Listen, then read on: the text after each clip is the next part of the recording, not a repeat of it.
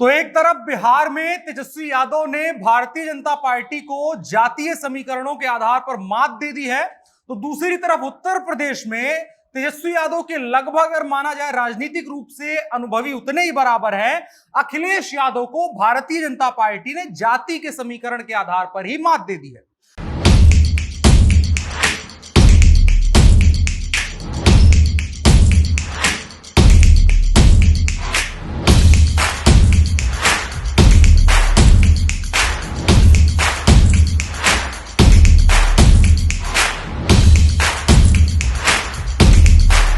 तो मतलब एक तरफ बिहार में भाजपा पीछे जा रही है, तो उत्तर प्रदेश में भारतीय जनता पार्टी उसी समीकरण को, जो लगभग अगर माने आज से 20 साल पहले बिहार और उत्तर प्रदेश में बराबर का समीकरण चलती थी, अगर राजद और हम समाजवादी पार्टी की तुलना करें तो लगभग बराबर के समीकरण पर चला करते थे। फॉर्मूला सेम था, राजनीति वैसी ही थी, मुलायम सिंह और लालू यादव की राजनीति सेम थी और दोनों भारतीय जनता पार्टी को पीछे छोड़ते हुए नजर आते थे। आज की तारीख में समीकरण बदल गए हैं। बिहार में जहां ये खेल जो है दोबारा वही चालू हो गया है कि राष्ट्रीय जनता दल भारतीय जनता पार्टी से आगे निकल रही है जातियों के समीकरण में, तो दूसरी तरफ अखिलेश यादव उत्तर प्रदेश में एक के बाद एक लगातार झटके झेल रहे हैं। और अब तो हद ये हो गई है कि भारतीय जनता पार्टी ने उनके परिवार के, अगर कहें समाजवादी पार्टी के फाउंडिंग मेंबर्स में से एक और उनके चाचा शिवपाल यादव को लगभग तोड़ लिया है कि अब भारतीय जनता पार्टी में शिवपाल यादव आ जाएंगे और साथ में लेकर के आएंगे एक मुश्त बहुत सारा यादव वोट। ऐसा दावा भारतीय जनता पार्टी कर रही है। तो अब सवाल है कि ऐसा क्या हो गया अखिलेश यादव के साथ कि जिनको माना जा रहा था कि अगर उत्तर प्रदेश और बिहार की राजनीति में और लोकसभा के चुनाव में गठजोड़ होता है, थर्ड फ्रंट बनता है, तो तेजस्वी यादव से आगे अखिलेश यादव चलेंगे। वो अखिलेश यादव आज की तारीख में पीछे कैसे नजर आ रहे हैं और उस पीछे जाते हुए को अखिलेश यादव ने स्वीकार भी कर लिया है। आप अखिलेश यादव के रवैया को देखेंगे तो साफ तौर पर नजर आएगा कि अखिलेश यादव अब डिफेंसिव मोड में आ गए हैं। अखिलेश यादव अब ये मान रहे हैं कि 10 सालों तक उत्तर प्रदेश की राजनीति में हमारी कोई जगह नहीं रहने वाली है। हम 10 सालों तक केवल संगठन का निर्माण नए ढंग से करेंगे। कल जो कुछ भी हुआ वो यही दर्शाता है। मैनपुरी में बहुत अरसे के बाद अखिलेश यादव और खास उसके साथ में मुलायम सिंह यादव चल करके मैनपुरी के समाजवादी पार्टी के कार्यालय गए हैं बहुत दिनों के बाद। तो यह दिखाता है कि समाजवादी पार्टी जहां से शुरू हुई थी एक बार फिर से उसी स्तर पर पहुंच गई है। जबकि बिहार में अगर आज जो चुनाव हुआ है, बोचहा का चुनाव, वहां पर अगर देखें तो तेजस्वी यादव भारतीय जनता पार्टी से लीड लेते हुए नजर आ रहे हैं। तो आपको पूरा समीकरण समझने की कोशिश करेंगे, समझाने की भी कोशिश करेंगे कि कैसे उत्तर प्रदेश में समाजवादी पार्टी को भारतीय जनता पार्टी लगातार झटके दे रही है और किन मुद्दों पर भारतीय जनता पार्टी आगे निकल रही है समाजवादी पार्टी से और बहुत लंबे वक्त तक के लिए समाजवादी पार्टी को उत्तर प्रदेश की राजनीति से इररिलेवेंट करने की पूरी तरह से तैयारी कर चुकी है। नमस्कार, मेरा नाम है अनुराग मिश्रा और आप देख रहे हैं जनता जंक्शन। तो कल जो कुछ घटनाक्रम हुआ सबसे पहले वो आपको बता देते हैं। कल सबसे पहले शिवपाल यादव के बेटे आदित्य यादव ने यह साफ किया कि अब जो प्रसपा की प्रगतिशील समाजवादी पार्टी, जो समाजवादी पार्टी से टूट करके 2017 में बनी थी, 2017 के बाद बनी थी, जो चुनाव के वक्त लड़ाइयां हुई थी तमाम परिवार में, उसकी सभी इकाइयों को भंग करने का आदेश दे दिया। यानी कि अब प्रगतिशील समाजवादी पार्टी सिर्फ एक सेंट्रल नाम रह गया है, उसकी कोई भी इकाई अब राज्य स्तर पर या देश के स्तर पर नहीं चल रही है। तमाम सब कुछ भंग किया जा चुका है। ये जो इशारा है, ये इशारा है कि प्रगतिशील समाजवादी पार्टी का दुकान अब बंद होने वाली है। अब ये दुकान बंद क्यों हो रही है? तो बंद होने की वजह यह है कि अखिलेश यादव के साथ पहले 2017 में शिवपाल यादव की अनबन होती है, पार्टी में बेकदरी से नाराज थे। 2022 में एक बार फिर से साथ आते हैं इस उम्मीद के साथ कि अखिलेश यादव साथ मिलकर के राजनीति करेंगे।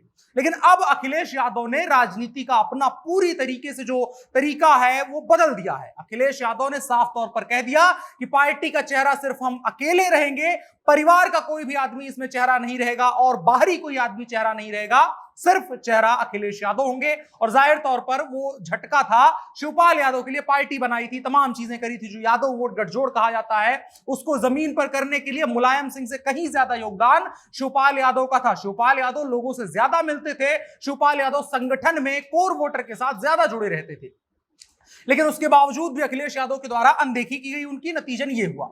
दूसरी तरफ अखिलेश यादव अब एक बार फिर से मुलायम सिंह यादव के साथ नजर आ रहे हैं। मुलायम सिंह यादव बहुत लंबे वक्त से उत्तर प्रदेश की राजनीति में अखिलेश यादव के द्वारा एकदम बाहर कर दिए गए थे। वो लगातार मुलायम सिंह यादव से दूरी एक तरीके की ऐसी बना रहे थे कि लगे मुलायम सिंह यादव खत्म हो गए, अब इकलौता चेहरा अखिलेश यादव है।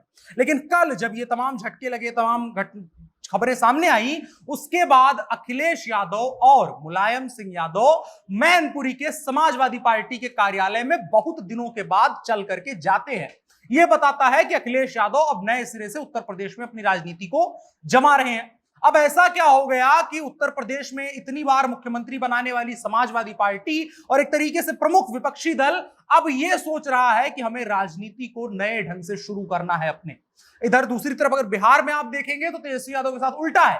तेजस्वी यादव लगातार अटैक का गेम खेल रहे हैं और भारतीय जनता पार्टी को उसी के तरीके से हरा रहे हैं, उसी के तरीके से पीछे छोड़ने की कोशिश कर रहे हैं। जबकि दूसरी तरफ अखिलेश यादव बैकफुट पर नजर आ रहे हैं, डिफेंसिव नजर आ रहे हैं। जबकि आज से कुछ वक्त पहले तक यह माना जा रहा था कि अगर एक थर्ड फ्रंट बनता है उत्तर प्रदेश, बिहार, पश्चिम बंगाल, इन तमाम नेताओं का लोकसभा चुनाव के लिए 2024 के लिए, तो उसमें तेजस्वी यादव और अखिलेश यादव के बीच अगर लड़ाई होगी, एक तरीके से कंपटीशन होगा कि कौन चेहरा बने ज्यादा मजबूत, तो अखिलेश यादव जाहिर तौर पर वो सबसे बड़ा चेहरा बनते। लेकिन अब जो स्थिति नजर आ रही है कि अखिलेश यादव की बजाय तेजस्वी यादव ज्यादा बेहतर ढंग से अपने समीकरणों को साध रहे हैं। यादव के साथ उन्होंने जो भूमिहार को लाने का समीकरण बनाया है, वो कहीं ना कहीं अखिलेश यादव को किसी भी जो मोर्चा है उस पर मात देता हुआ नजर आ रहा है।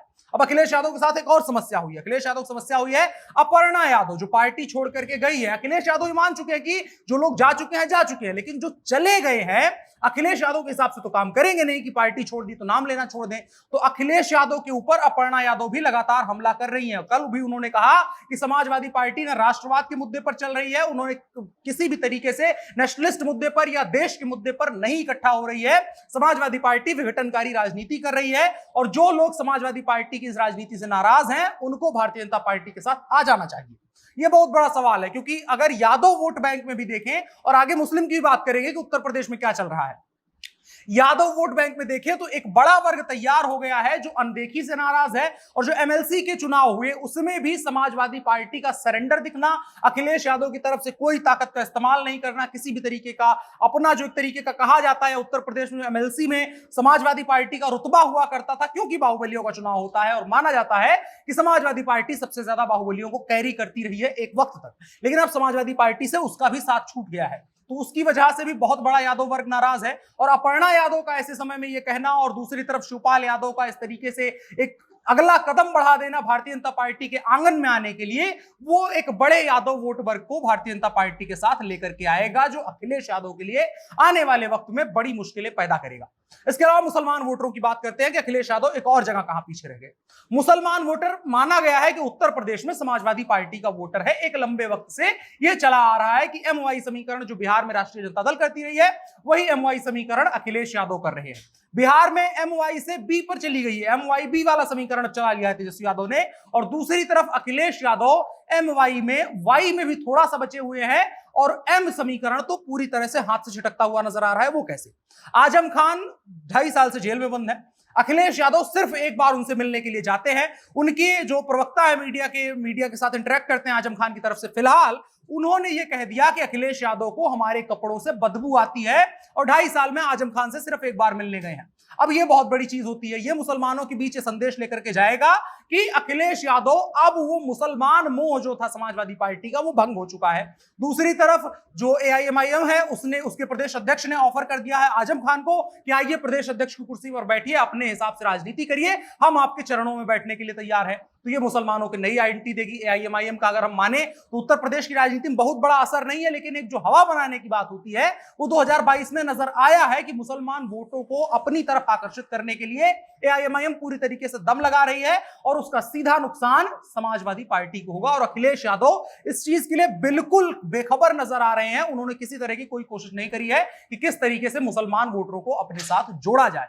तो अखिलेश यादव उत्तर प्रदेश में माइनस में जा रहे हैं, समाजवादी पार्टी माइनस में जा रही है, शिवपाल सिंह यादव जो माइनस में निकलने वाला वोट है उसको भारतीय जनता पार्टी में लेकर के जा रहे हैं। तो कुल मिलाकर के समाजवादी पार्टी पीछे जाती हुई नजर आ रही है, जबकि एक वक्त पर माना जाता था कि अखिलेश यादव बड़े भाई की भूमिका में रहेंगे अगर लोकसभा पर राष्ट्रीय फलक पर बात होगी, और तेजस्वी यादव छोटे भाई की भूमिका में रहेंगे। लेकिन समीकरण जो फिलहाल नजर आ रहे हैं उसके मुताबिक यही है कि तेजस्वी यादव अब स्ट्रेटेजिकली आगे निकल चुके हैं अखिलेश यादव से, और अखिलेश यादव अपना परिवार खो चुके हैं, अपना जनाधार खो चुके हैं, और पार्टी में भी आने वाले दिनों में टूट नजर आएगी। कल ही एक राज्यसभा सांसद जो मुलायम सिंह के काफी करीबी रहे हैं, उन्होंने ही साफ साफ ये बयान दिया है कि अब बेकदरी हो गई है हम लोगों की, अखिलेश यादव इस तरीके से हम लोगों पर ध्यान नहीं दे रहे हैं।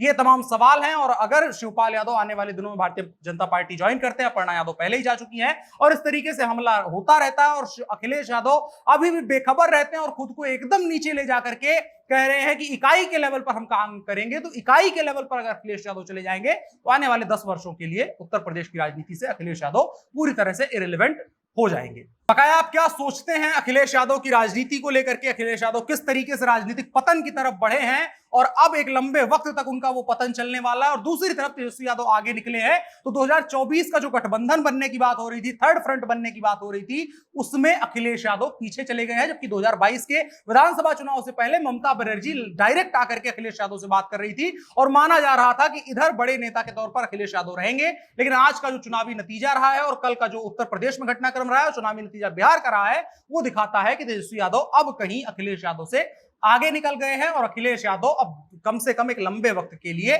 उत्तर प्रदेश की राजनीति से या राष्ट्रीय राजनीति से इररिलेवेंट होने जा रहे हैं। आप क्या सोचते हैं कमेंट बॉक्स में बताएं, और साथ ही साथ वीडियो को साझा भी करें। फिलहाल के लिए इतना ही। मेरा नाम अनुराग मिश्रा है, आप जनता जंक्शन देख रहे थे, कैमरे पर मेरे साथ ओम प्रकाश थे। शुक्रिया।